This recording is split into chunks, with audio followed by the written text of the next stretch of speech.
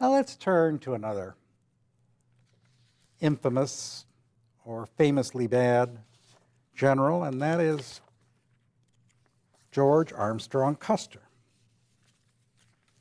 In the spring of 1876, war erupted on the American Great Plains between a coalition of Native American tribes and the United States. In June, Brigadier General Alfred Terry, in overall command of the campaign, led a column marching west out of North Dakota with the intention of linking up with columns commanded by Brigadier General George Crook, moving up from the south, and Colonel John Gibbon, moving eastward.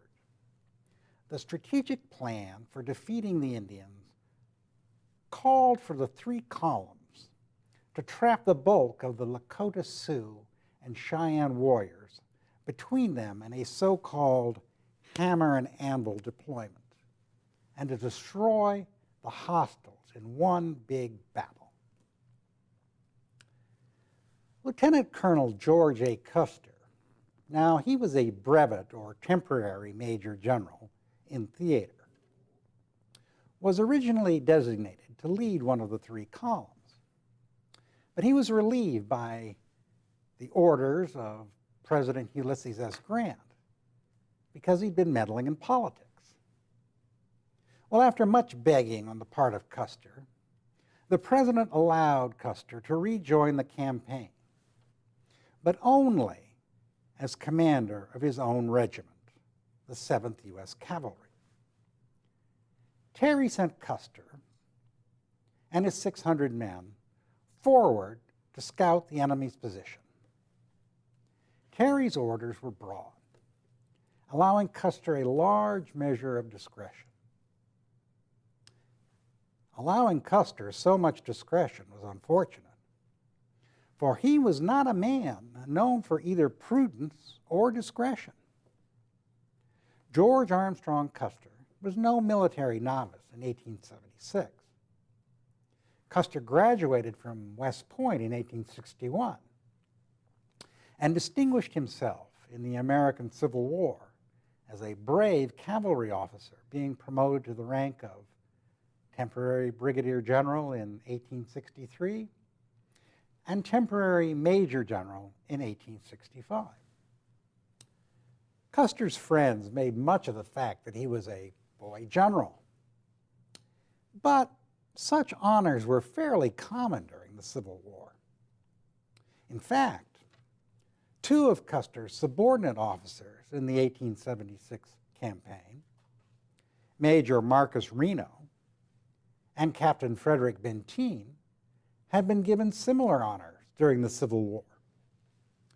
Reno was made a brevet brigadier general in 1865, and by the end of the war, Benteen had been recommended to receive the rank of brevet brigadier general. Unlike many other brave soldiers, however, Custer had a knack for publicity.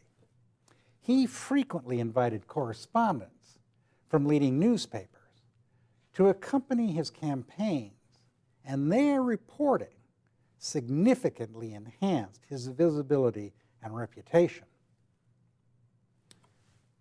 Well, Custer put on quite a show for the press, sporting flamboyant uniforms and long hair worn in ringlets sprinkled with cinnamon-scented hair oil. In his manner of dress and command, he was not unlike Jeb Stuart, the flamboyant commander of General Robert E. Lee's Confederate cavalry. The North needed its own Stuart, and Custer cast himself in the role of the North's dashing cavalier. While no one could question Custer's personal bravery or flamboyance, his tactics were weak. His one basic tactic was to charge the enemy wherever he might be, no matter how strong his position or how large his numbers. On the second day of the Battle of Gettysburg, for example, Custer, without any reconnaissance, attacked a force 4 times his size. Custer was personally cited for gallantry, although his brigade suffered the highest loss of any Union cavalry brigade engaged at Gettysburg. Custer's reputation was bought with the dead bodies of his men. So, when Custer rode out in 1876, he went out with intelligence provided by heretofore reliable Indian agents. He expected to find 1,500 indifferently armed Indian warriors. He wasn't concerned about numbers. He was more concerned that the enemy would slip away. In fact, Custer refused the support offered by General Terry of an additional 4 companies from the 2nd Cavalry. Custer stated that he could whip any Indian village on the plains with his own regiment, and that extra troops would simply be a burden. The facts on the ground contradicted the intelligence upon which Custer had relied. On June the 25th, Custer's Indian scouts identified what they claimed was a large Indian encampment along the Little Bighorn River.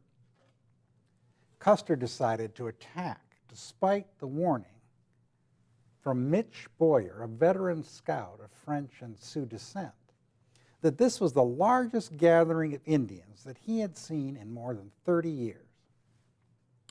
In fact, Custer was facing some 5,000 warriors. Well, one clue to Custer's personality was his addiction to high-stakes gambling. Custer was known to bet $1,000, that's $21,000 in today's money, in a poker game on a bluff hand and lose, or to bet $500 on a horse race and win. The rush he got from high-risk play was addictive, and he was only inconsistently able to overcome the urge, although he proclaimed from time to time that he was able to resist the temptation. So Custer's out on the plains. He divides his regiment into 3 battalions. Benteen was sent south and west to cut off any attempted escape by the Indians. Reno was to charge the southern end of the encampment, and Custer was going to ride north, planning to circle around and attack the camp from the north. Reno began a charge on the southern end of the village, but the Indians did not flee as expected.